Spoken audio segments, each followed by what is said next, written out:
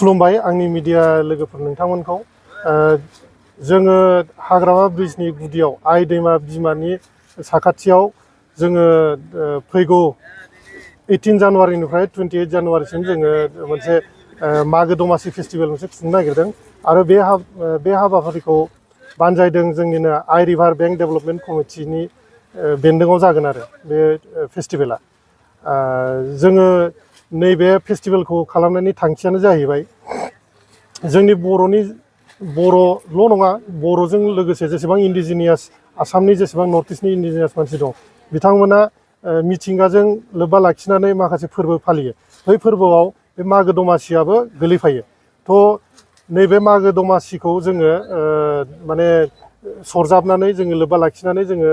फालिनो थांगासिनो दङ बेयाव लोगोसे जोंनि ट्रेडिशनेल इन्डिजिनियास भेलुस कालचार्स मिउजिक एथनिक फुडखौ जोङो बाहाय जोङो प्रमट खालामनो सेस्था खालामगोन जोङो जुजिगासिनो आरो जोङो बे 10 दिनाव जोङो बिभिन्न एक्टिभिटिस लागोन जेरै जोङो बर'नि मेन जोंनि थांखियानो जाहैबाय बर'नि कालचार जोंनि बर'नि फुड आरो जोंनि बर'नि मिउजिक बेखौ जोङो प्रमट खालामनो सानदों बाहाय आरो ओमफ्राय लोगोसे जोङो फिसा मिउजिकेल एक्टिभिटिस जोङो लानो नागिरदों ओमफ्राय गेम्स एन्ड स्पर्ट्सबो जों लागोन मिउजिक कम्पिटिशन डेन्स कम्पिटिशन बिदि बायदि जोङो हाबाफारि लानो नागिरदों आरो लोगोसे जोंनि मेन थांखियानो जाहैबाय बे हाग्रामा ब्रिज गुदियाव आरो आइ बिमानि दैमानि साखाथियाव सेरफाङाव जोङो बे मेला बा जोङो बे फेस्टिभेलखौ खुंनायनि थांखियानो जाहैबाय जोंनि बर' हारिया गोदो गोदायनिफ्रायनो जुगनिफ्रायनो मिथिंगाजों सोमोन्दो लाखिनानै जोङो जोंनि फेस्टिभेल्सखौ जोङो फालियो बेजों लोगोसे नैबे मागो दमासियाबो मोनसे वान अफ दा फेस्टिभेल ओमफ्राय बे मागो दमासि फेस्टिभेलखौ जोंनि बर'फोरनि न'खरफ्रामावबो बयबो जों फालिखायो दा बेखौ जोङो गुबुन मानसिफोराबो जे बेखौ मिथिथों जों बेखौ हाइलाइट खालामनो थाखाय बे थांखिखौ जों हाबाफारिखौ लानाय जादों आरो जोंनि ट्रेडिशनेल भेलुस कालचार्स डेन्स फर्मस आर्ट्स मिउजिक्स गासिबखौबो जे जोङो प्रम'सन खालामनो हायो बेनि थाखाय जोङो बे हाबाफारिखौ लानाय जादों आरो बेजों लोब्बा लाखिनानै माखासे गेलेनाय मानायफोरबो लाबोगोन नामा? औ गेलेनाया थागोन जोंनि ट्रेडिशनेल जेरै जोङो माने थालिरनि खुन्थिया बानायनानै बाहाय थाव फुननानै जेनेबा गोजौआव प्राइज थागोन जेनेबा दाउ थाबाय माबा थाबाय बेखौ जुदि हायोबा बे मोनलांबाय बिदि टाग अफ वार थागोन लोगोसे जोंनिया माने थिंख्लि बुफायनाय ओमफ्राय लोगोसे हांसो हमनाय सियार हमनाय माने बायदि ट्रेडिशनेल भिलेज गेम्सखौ जोङो बाहाय प्रम'सन खालामगोन आरो जोंनि बे प्लेटफर्मनिफ्राय मिउजिकआ जाहैबाय फार्स्ट अफ अल जोङो बांसिन जोङो गुरुत्व होसिनदों जोंनि ट्रेडिशनेल दामनाय देनाय मोसानाय डेन्स फर्मसफोरखौ जों बाहाय देखायगोन लोगोसे जोङो जोंनि बर'नि जा मडार्न डेन्स दङ बा जोंनि मडार्न गान दङ बेखौ जोंबो एसे सरजाबनानै प्रमट खालामगोन आरो दा बैहाय जोङो माखासे जोङो सिंगारफोरजों जों रायज्लायगासिनो दं बर'नि सिंगारफोर लाबोनो जों सेस्था खालामगासिनो दं नाजागासिनो दं आरो फुडआनो जाहैबाय बे मागो दमासि बे समाव जों मा जायो जोङो फिथा जायो बिभिन्न डिफारेन्ट काइन्डस अफ जों मेरि मेकिं बानायो जों फिथा बानायनानै जोङो जायो लोगोसे जोङो दाउ बेदरा बेथ' थाखाबायानो जोंना ओमफ्राय लोगोसे जोंनि दिनै जोङो बे प्लेटफर्मनिफ्राय जोङो जोंनि ट्रेडिशनेल जा लिकुवर दं ट्रेडिशनेल लिकुवरखौबो जोङो प्रम'सन खालामनो जोङो हाबाफारि लादों आरो बे प्लेटफर्मनिफ्राय मानोना दिनै गुबुन जायगायाव गुबुन नोङो जेनेबा स्टेट्स बा जोंनि आसामनिनो दाखालि बावैसो जोंनि डिमा हासाव जुदिमा फेस्टिभेल बिथांमोना बानायदों बे जुदिमा फेस्टिभेलाव बिथांमोना ट्रेडिशनेल लिकुवरखौ बिथांमोना प्रम'सन खालामदों बिदिनो जोंबो जोंनि बर'निया जोंनो ट्रेडिशनेल लिकुवरखौबो जोङो प्रम'सन खालामनानै जोङो GI टेगिं मोननायनि लामायाव जोङो जे इजि जाथों खामानिया बेनि थाखायनो जों बेखौबो प्रम'सन खालामगोन आरो अनलि ट्रेडिशनेल लिकुवरस आरो जोंनि बाहाय बे मा होनो जोंनि बे फेस्टिभेलाव IFML इन्डियान मेड फरेन लिकुवरखौ कमप्लिटलि जों बेन खालामदों जोंनि कमिटिनिफ्राय जों कमप्लिटलि बेन खालामनाय जादों आरो बेखौ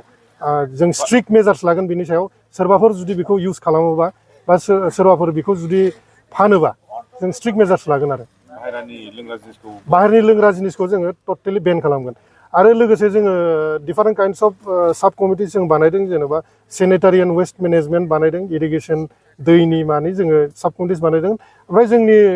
माने मेन कमिटिनिफ्राय जों साब कमिटि बानायनाया बेफोर हाबाफारिखौ गावबा गाव रेसपन्सिबिलिटिखौ लानानै खामानिखौ मावगोन आरो गावबा गाव दायित्वखौ लानानै मावगोन।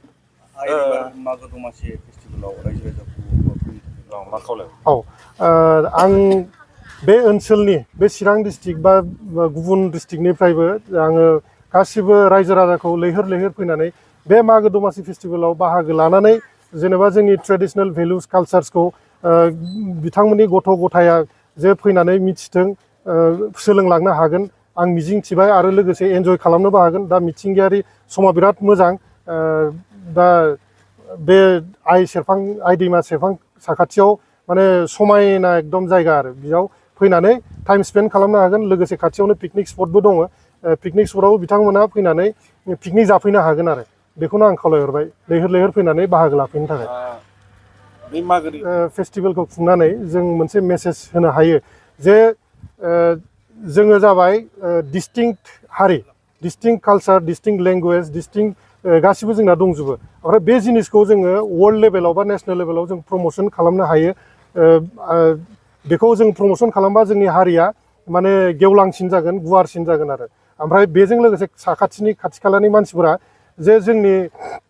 माने डिफारेन्ट काइन्डस अफ फिथा आरि ट्रेडिसनेल डेन्स फर्मखौ बिथांमोना नायनानै सोलोंनो हागोन। जोंनि भेलुस एन्ड कालचार्सखौ बिथांमोना गोग्गानो हागोन आरो जोङो मोनथिनो हायो बावैसो सिगांनि बोसोरफ्राव बिनि साखाथियावनो दैजिं फेस्टिभेल होननाय मोनसे फेस्टिभेल फोरबो खुङोमोन। स' बेजों कम्पेयार खालामनानै रुजुनानै नैबे फेस्टिभेला माबायदि जागोन? जोङो सिगाङाव दैजिं फेस्टिभेल जादोंमोन नंगौ बियो दिनैनिफ्राय बोसोरथाम बोसोरब्रै सिगाङाव जादोंमोन। दा जों बैखौ रुजुनानै जों बे फेस्टिभेलखौ खालामनाय जायाखै। बे फेस्टिभेलनि थांखियानो जुदा। इयुनफोराव जुदि दैजिं फेस्टिभेला जाफिनोबा जोंनो बुंनांगौ गोनां गैया। खिन्थु सिगांनि फेस्टिभेला माने नोंनिया गभर्नमेन्ट फान्डेडमोन ओमफ्राय लोगोसे बाहेरानिफ्राय माने आसाम टुरिजिमा बेखौ लादोंमोन नालाय। दा आसाम टुरिजिम बा बड'लेण्ड टुरिजिमा बेखौ लानायखाय बै जोंनि एरियाखौ जोंनि नर्थ इस्ट एरिया बा जोंनि आसाम एरियाखौ बोरै हाइलाइट खालामनांगौ बेनि थाखाय बिथांमोना माखासे प्लेन एन्ड पलिसिस लानानै एसे मडार्न फेस्टिभेल काम ट्रेडिसनेल फेस्टिभेल मोननैबो लानाय जादोंमोन आरो बिथांमोना। दा बिथांमोना बैयाव गुबुन गुबुन जायगानिफ्रायबो बेरायनो मानो मानसिफोरा फैदों बा मिथिलांदों। जोंनि बड'लेण्ड एरियाखौबो जोंनि हाइलाइट जादों, लोगोसे आसामाबो हाइलाइट जादों आरो बै थांखिखौ लानानै बिथांमोना बै दैजिं फेस्टिभेलखौ खुंनाय जादोंमोन आरो ओमफ्राय दा जोंनि बे आइ दैमा मागो दमासि फोरबो जों बेखौ खुंनाया जाहैबाय जोङो ट्रेडिसनेल भेलुस आरो रुट्सखौ जोङो लाखिनो थाखाय बा बेखौ प्रम'सन खालामनो थाखाय मेनलि बे फोरबोखौ जों खुंनाय जादों आरो दिनै नोंथांमोना नायनो हागोन जोंनिनो चिरां डिस्ट्रिक्टआव मोनसे दाबसे जायगायावनो मागो दमासि फोरबो बिथांमोना दमासि फोरबो फालिनो थांगासिनो दं। गभर्नमेन्ट अफ बिटिआर बा बिटिसिनि गभर्नमेन्टनि बेन्दोङाव बिथांमोनाबो खुंनो थांगासिनो दं। दा थिग बेबायदिनो जोंनावबो बाहाय जों खालामनो थाखाय जों नाजादों आरो जों गोजायै।